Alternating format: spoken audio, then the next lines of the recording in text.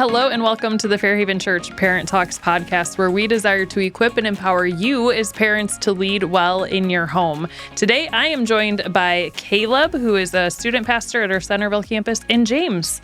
James is a resident with us, and this is your first time on the podcast. It is. I'm excited to be here.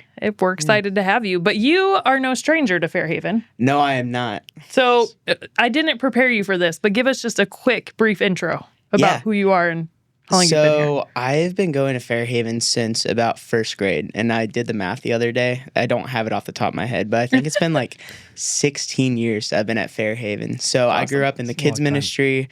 I've been serving in the kids ministry since sixth grade because my parents have always served in the kids ministry. Yep. So I wanted to join them in doing that. And when I went off to college, I originally wanted to do wildlife biology, but I really got involved in my walk with the Lord there and saw a future in ministry. Yeah. So now I'm here. So it's been really good. I love it. So yeah, that's awesome. Yeah. It's been awesome to have you here. And as someone who's worked in kids ministry, I can attest, you're like a favorite. Wow. I'm glad to hear that. That's good to hear. That's awesome. Okay, so my question for you guys today is, what are you looking forward to most in this 2026 year? I'm going to make you start, James. Yeah, awesome. So I am getting married in April of 2026. So I would say that that's probably what I'm looking most forward to. That's probably a good answer. Good. Yeah. I feel like it'd be a little concerning if it was something else. Yeah. That's funny. Yeah. You got anything? Where are you going on your honeymoon? We are going to Gatlinburg, Tennessee. Nice. So Fun. that'll be good. Very fitting for you. Yeah. Plus there'll be like the mountain wildflowers and all that. Yeah. So it'll be good. Yeah, that's so fun. What about you, Caleb? We're going to have a baby in the summer. Why are you laughing so much? This is just like so much excitement. Yeah, we got baby number 2 on the way. Yeah. So we don't know if it's a boy or girl, but we'll see what happens. That's so awesome. Yeah, it'll be a good year. Just when I was thinking about this question at first, wasn't even thinking you both have like a big thing happening in your big family. life changes. Big 2026. Yeah. What about you? Well, I don't know if I'm looking forward to it or not. I'm going to have a senior in high school in 2026. Yeah. And that feels ridiculous. So I'm proud. Yeah. I'm very proud and very sad at the same time. Joy and sorrow can coexist. That I know. Yeah. So it's going to be a big deal for us this year. It's kind of sad. Lots of college visits or little college visits? Little. That's kind of nice. Pretty certain on that decision. Yeah. That's good. So, but I've heard the stress out of I've heard senior year is pretty chaotic. So I'm not looking forward to that. It definitely can be. Oh, you know what else is big in my life this year? What? I'm going to graduate from school. Oh. I'm going to be done. Wow. That is a big deal. That is a big deal. I kind of forgot about that one. I'm a mom, so I think kids first, like what's happening in their life. That's fair. Yeah. Anyways, okay, so we are in week 2 of a new series that we started last week at the beginning of this year. And our series, we're talking about the first king of Israel, whom the Israelites, they demanded that the Lord give to them. So last week we had a brief introduction to King Saul, but this week we're spending a little more time learning about Saul's character and how what God warned the Israelite people about having a king is proving to be true.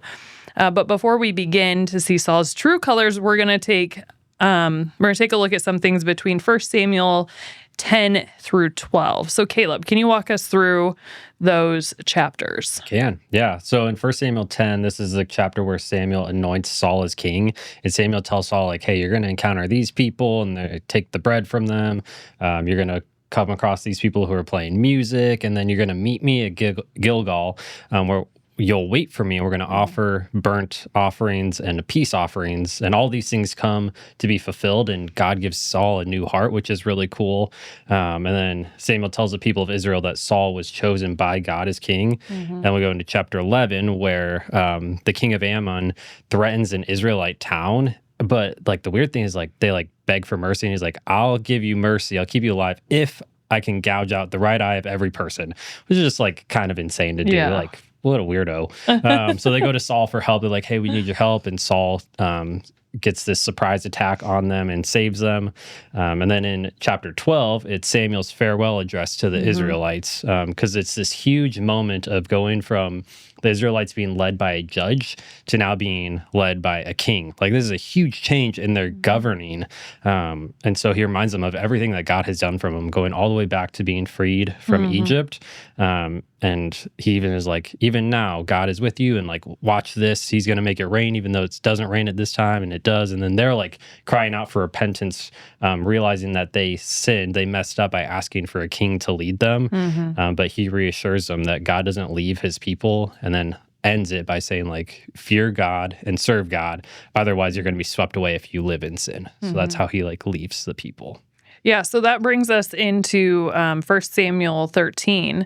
And we read about how Saul is leading the Israelites into battle with the Philistines, and things weren't going well for them as they're in this battle. And so, James, what did Saul do that begins to reveal his true colors? Yeah, so Saul and the Israelites are in this like really tough spot where they're cornered and they don't know what to do. And Saul, kind of showing his true character in a moment of weakness, actually doesn't wait for Samuel, and he offers the offering himself, not really trusting that Samuel's going to come.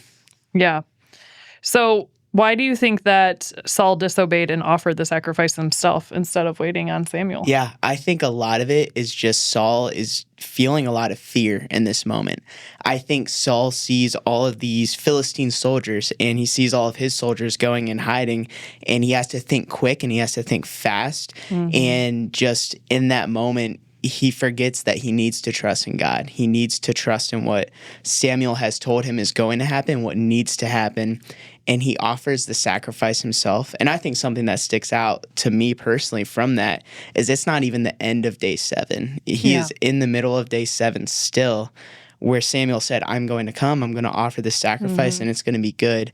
And Saul just forgets that and offers it himself, showing that he wants to try and do it himself and figure this out himself. Yeah, it's like he couldn't get over his fear of not having that control. And like you said, it's crazy because it wasn't a significant amount of time that he needed to wait. And right after he does it, I mean, Samuel shows up and he's like, dude, what did you just do? Yeah. Like, I told you to wait. And so it's crazy to see how that fear really overtook him, and he tried to take everything into his own hands, being completely disobedient, not to Samuel, but to God himself. And so that's just crazy.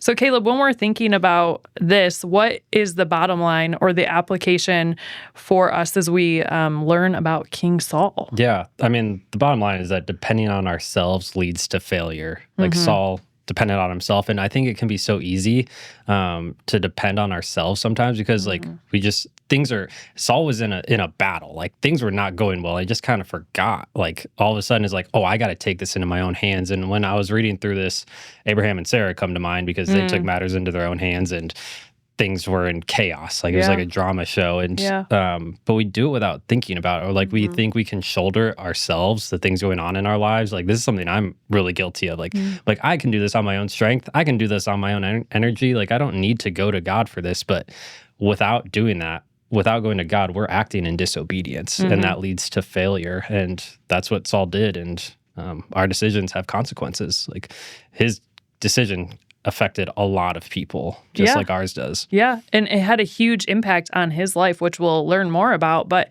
you know, what's interesting, and we talked about this on our last episode, but God is so faithful, and he's shown himself so faithful throughout all of the Old Testament scriptures that we read, specifically to the Israelites through their disobedience. Yep. They're constantly disobeying God, and he is still faithful in providing for them. And Saul, this isn't like brand new information. He knows this. I mean, he's a part of like the culture and the learnings, and he knows these things to be true, and yet he can't even wait, like you said, James, half of a day, you know, to do what God has said is the right thing to do. And so it's really interesting to think through that. It's a really good lesson for us because, like you said, so often we become fearful and we try to take control of things in our lives, and that's really a sin area. Yeah. Well, I think it's even interesting. There's like he didn't feel like maybe I'm not going to put words into the scripture, but it's almost like he didn't trust Samuel. When like just previously we talked about in 1 Samuel 10, Samuel said like all these things are going to happen, and they did. Like he just saw what Samuel said come true, and like there's fear, and I think there's also just like an impatience to it too. So yeah, it's a crazy story. James, can you give us just a little tease into what is going to happen to Saul as king? Yeah. So Saul is going to be tried a lot of different times, and he is going to begin to fail a lot of those different times to the point where he is actually going to be overtaken by somebody as king. And there's going to be a crazy sequence where his successor is going to have an opportunity to kill him, and then he's not going to, and Saul's going to keep on chasing the successor.